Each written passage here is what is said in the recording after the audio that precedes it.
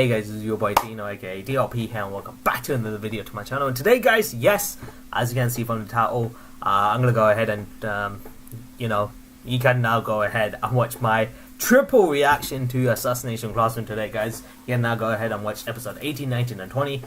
Before I go ahead and talk about these three episodes, by the way, probably one of the best triples I've made in a while. What do you guys need to do to watch my reaction? Go in the description box below, click on the link, and it'll take you right to Architect Cobbler's website, and that's where you'll be able to go and see my reaction to episode 18, 19 and 20 of Assassination Classroom. So to see all of you Assassination Classroom fans there, so that you can go ahead, enjoy today's episode together. Most importantly, you guys can go ahead and enjoy my reaction to it as well. Now that it's out of the way, let's go ahead and talk about these three amazing episodes, guys. It just fits so well into this triple reaction. So let's talk about episode 18. So episode 18, they end up executing the plans, executing the plan of the assassination against Koro Sensei. It seems like someone's ringing the bell, so I have to be right back, guys. Great timing, right? I'll be right back. Hey guys, I'm back. Sorry about that. This is just great timing. So, as I was saying, in episode 18, because episode 17 kind of finished off with Koro Sensei coming into that dome that the students plan on starting the execution of the attempt of the assassination against him. So what they did is, at episode 18, what they did was they played a video for Koro Sensei, and it turns out they ended up putting videos of the recordings they took of Koro Sensei, looking into the magazines of girls with like big breasts and stuff like that. So it goes to show that he's a pervert, and Koro Sensei that was taken off guard by him. He was like, I bought you popsicles, you guys betrayed me. So obviously he's too focused on all the weird stuff that he's done, and the students have found out, of course, and they recorded that, put it on video for him, and Koro Sensei was so glued to that video that he didn't notice the water that was underneath his legs. Like, the water came inside the dome through the tides, and that just came in, and obviously he's weak to water, so that's gonna blow him up. It basically blows him up. He gets bruised, and he gets all of these weird blown up faces with water. So obviously all of his tentacles is now blown up thanks to the water underneath him. And obviously there's also that wager where he said he would get rid of 7 tentacles of him. So obviously they got rid of the 7 tentacles. Then obviously Koro Sensei is thinking about how to escape from this. And then what they did was, it was pretty cool, was that obviously they have their 2 sharpshooters. So they are ready in the rendezvous point to shoot at Koro Sensei. They break the dome. They actually break the dome using a ship. And when they broke the dome, what they did was, people who are underneath the water, they came up in like these hoverboard stuff, and they just kind of like built some kind of new dome around them, and it was full of like steam and water. And obviously Koro Sensei was confused as to what's going on, and the water is affecting him as well, and he can't move anywhere because it would put the kids in harm's way. And what they also did was that the kids, so the 2 sharpshooters are going to be the one that's going to take the final blow to Koro Sensei. The others, what they did was they started shooting out various different directions. So Koro Sensei doesn't know where the bullet's going to come from.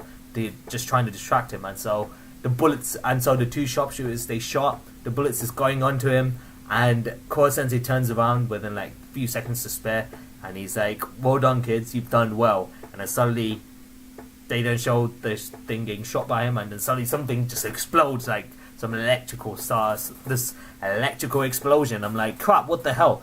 And I don't know if it got to him, but it turns out he actually used his trump card and went into something that he calls the Absolute Defense Force, where he actually he shrinks his body to the point where his body actually creates some sort of barrier around him.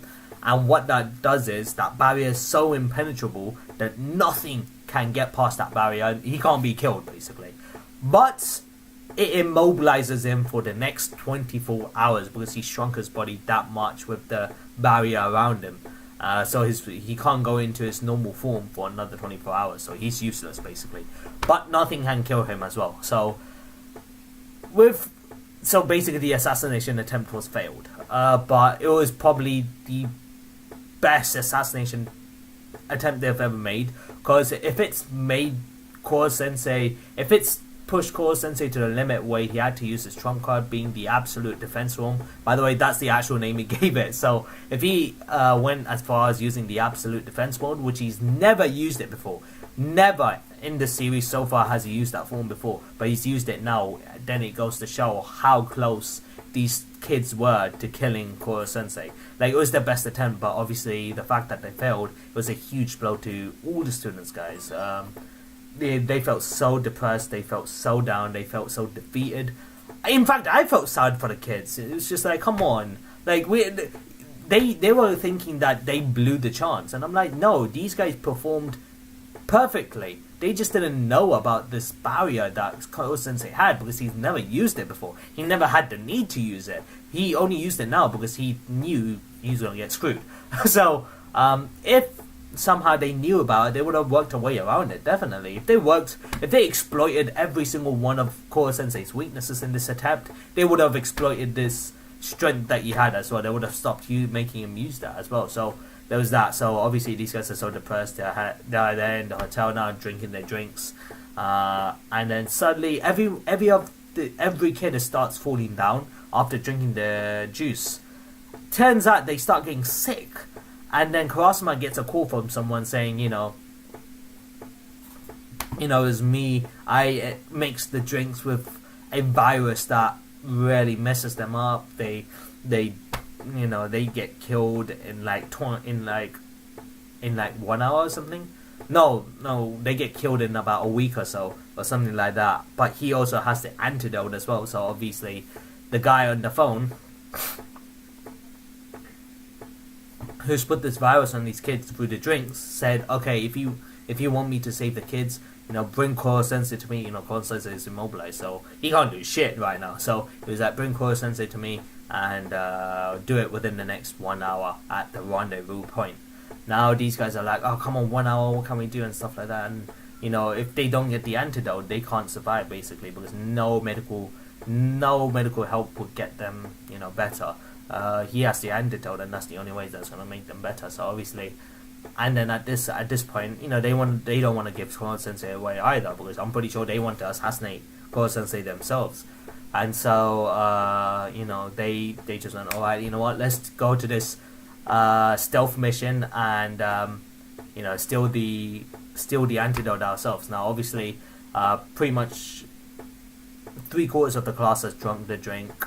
So, drunk the juices, so obviously they're all wiped out with the virus. Only a handful of people didn't drink the juice, being Nagisa, Karma was one of them, Helevich, oh my god, what's his name? Kurasama, yes, and a few other students. And so obviously they all get ready and they go ahead with the stealth mission, guys. And the second episode consists of this guy who actually served the drinks at the time at the hotel. He was the one who's working for this guy, so obviously he was at the rendezvous point. So it's some huge building, guys. So he's the main guys in this huge building who spoke to Kurasama, and obviously they're gonna infiltrate the building. The kids, they're gonna infiltrate the building and they're gonna steal the antidote. And now obviously the guy who served the drinks at the hotel was also there as well, which means that he's the one who's working for that main guy. So obviously these two, the two kids, two of the kids started storming to hit him, or they started storming, through the corridors because the security wasn't that good. But then Kurasama knew that this guy was bad news. He pushes them out of the way, and the guy just spreads like a poison gas towards Kurasama. Kurasama obviously inhales the poison, so his body is gonna start taking effect of it. And but this was the best bit. It was like his body is so affected by the poison now that he's staggering. He's not able to stand up straight. And then the enemy's like, well, you're poisoned. Let me just finish you off. But then Kurasama gives him the biggest kick of his life. It knocks this man down like senseless. Alright, Kurasama was able to move at the speed that he did and kick him as hard as he did while he was poisoned. Like, when I saw that kick, that scared the shit out of me. If he was able to kick with that speed and power while he's poisoned, imagine what he's capable of when he's at 100%. Think about that, guys. And before that, obviously Helovich is in this mission as well. She had to deal with all the security that was in the first floor. So basically what she did was she stormed in, she got everyone, you know, she basically seduced them using her techniques. You know, she starts playing the piano and she gathered all the security around her and she was like, I can only give you 20 minutes. Go ahead now. So when I see times like this with Kurasama and Helovich, I can't help but think that the E-Class, even if Core Sensei wasn't here, you know, to help them, they'll be in safe hands with Kurasama and Helovich around. They're both insane assassins. Well, is Kurasama really an assassin?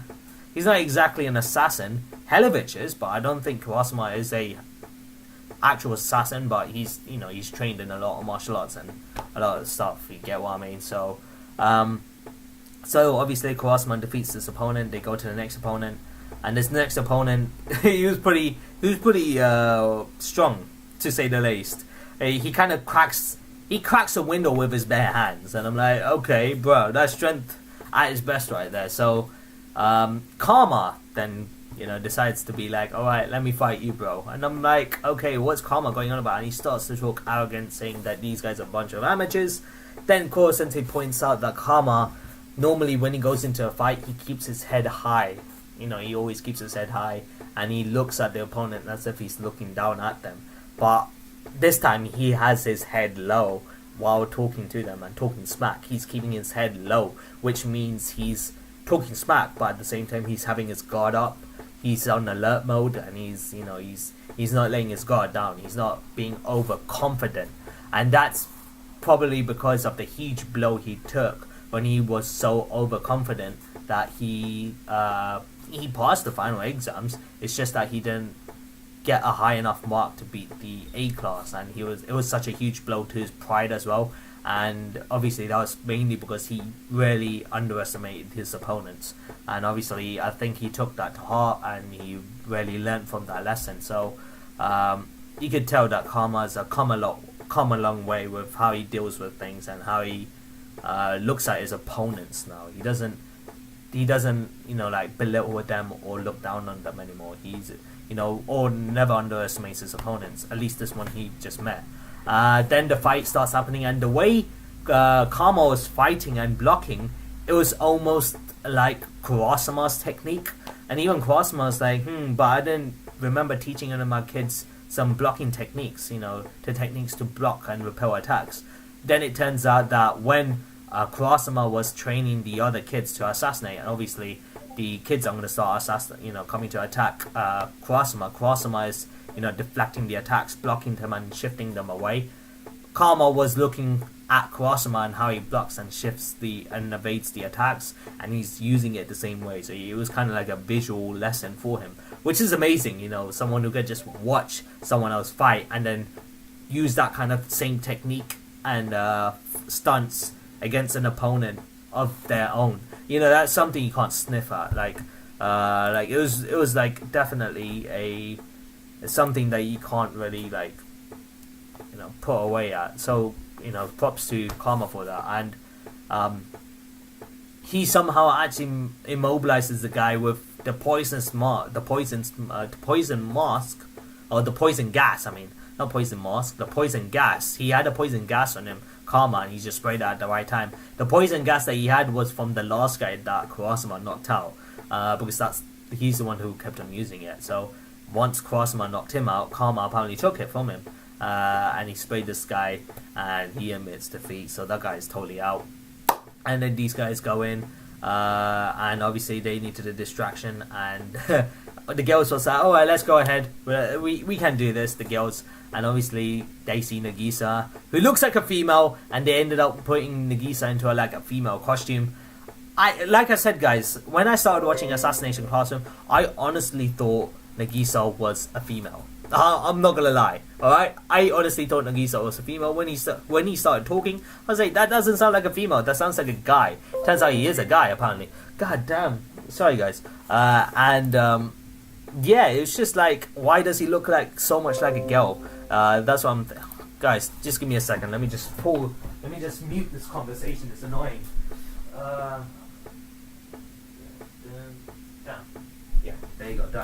Sorry about that, guys. But yeah, as I was saying, Nagisa being a guy, but looks like his physical appearance looks so much like a female. He could be the perfect assassin. If he was to become an assassin one day, he could be the perfect assassin. But you never know how he changes in terms of his appearance. But at the moment, he just looks like a female. Like anyone can be fooled for him being a female. But you can't blame them really. That's how he looks. Like his face, his body structure. You could mistake him as a girl straight away. So they dress him like a girl. And they just stormed through each security. Obviously, it took them some work, but they eventually got there. And then the third episode ends off with one more guy. So there's one more guy before the main man, and it's this guy who was eating ramen with his gun. Like he kept on digging the gun, mixing his ramen with the gun, and then he was having ramen with his gun, and he kept on sucking the gun because that's where all the food was at, and it just looked kind of disgusting. And he always puts the gun in his mouth to savor the taste or something, and I'm just like, this man is just psychotic, alright? And if he's that psychotic, then he must be that good. He looks like he's the main guy's right man or something, right hand man or something. So he definitely looks like someone that the kids are going to struggle with. But there's 2 more episodes since I finished that episode 20, being the 3rd episode of the triple reaction. There's still 2 more episodes, guys, for the first season. So that's the best thing, guys. So my next reaction, I can just do episode 21 and 22 and end season 1 there, and I'll be going straight to season 2, of course. So yeah, I gotta say these 3 episodes are probably one of the best triples I've done in a while, just because of how well the episodes flowed with each other, and the intensity on each episode only built up when I watched the next episode after the one that I just watched. The hype and the intensity, and I really like that. Assassination Classroom is also an anime that does things really well, where they don't just focus on one character being protagonist, they focus on many other characters. And Koro Sensei and Kurosama and Helevich, Nagisa, Karma, they give the spotlights to many different characters. Retsu,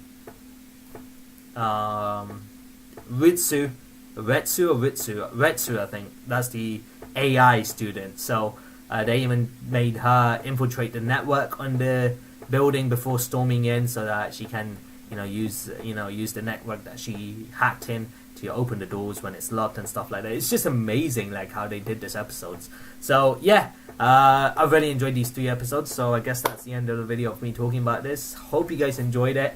My review on these 3 episodes. If you guys did enjoy today's video today, well, by the way, you guys can watch my reactions as I said in the description below. If you guys did enjoy my reaction and this review, then smash the like button, comment and share those good things so to see more content on me doing more Assassination Classroom reactions. However, if you guys are new to the channel, consider hitting that subscribe button and join the DRP guild today so you don't miss a single video from my channel, guys. Whether it's gaming videos, whether it's reaction videos, or whether it's live streams. So as always, guys, this is your boy Dino signing out, and have a nice day, stay awesome, and I'll see you in the next video, guys. So until then, peace.